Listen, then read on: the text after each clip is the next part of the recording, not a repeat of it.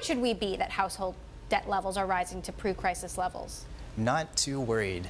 We're seeing pretty healthy levels of credit demand and credit issuance. We have a pretty unique vantage point because we issue so many credit products. I don't think credit cycles die of old age. They're generally correlated with a recession, and we're seeing very healthy jobs right now. And yet non-housing debt is also rising. Car loans, student loans, credit card debt. Headlines like the next credit crisis could be unfolding right under our noses. Is that overblown? I think so. If you look at the historical default levels on credit card debt, for example, we're still below historical averages. So we're coming out of the trough, but we're still below average. So talk to us a little bit about what NerdWallet does and how it sort of helps you navigate whether you're going to have an issue or not. So NerdWallet's mission right now is to help make financial products shoppable. So we think that's a huge financial problem. You can save a ton of money by being able to easily compare the fees and the rates out there, and we make that process possible. The competition to be a sort of financial guidance one-stop shop is pretty fierce. You've got Credit Karma, LendingTree, all these different sites. You know, what makes you guys stand out? So we are relentlessly consumer first. I personally... Who isn't relentlessly consumer first? Or says so, at least. I spend so many hours in consumers' living rooms across the country.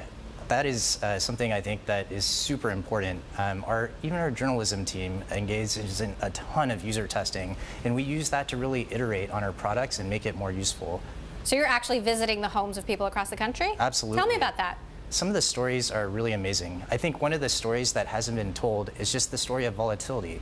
So many employers are pushing business volatility onto wages. So month to month, most of America is seeing volatility. And when you combine income volatility with expense volatility, that explains a lot of demand for the short-term credit that people are seeing. Now, you've got an interesting story. I know you've actually pulled a lot of people from Wall Street to work at the company. That's right. How is that working out? I think those are some of the most analytical people, and we've got them cranking away at some of these analyses.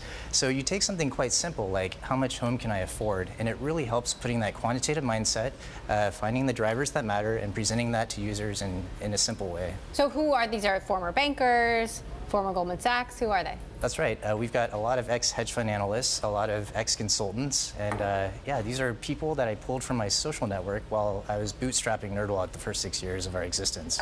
Is the political environment and political uncertainty, is that impacting any of the people that you're talking to?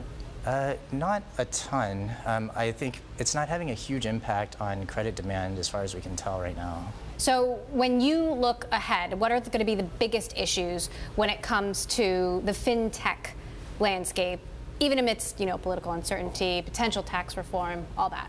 Right. Well, I think people are doing an amazing job building a better mousetrap in many different areas, whether it's robo-advisors, peer-to-peer lending, etc. What we're seeing now is a lot of the incumbents, like Goldman Sachs and all of the asset managers, are stealing these ideas and incorporating them into their workflows.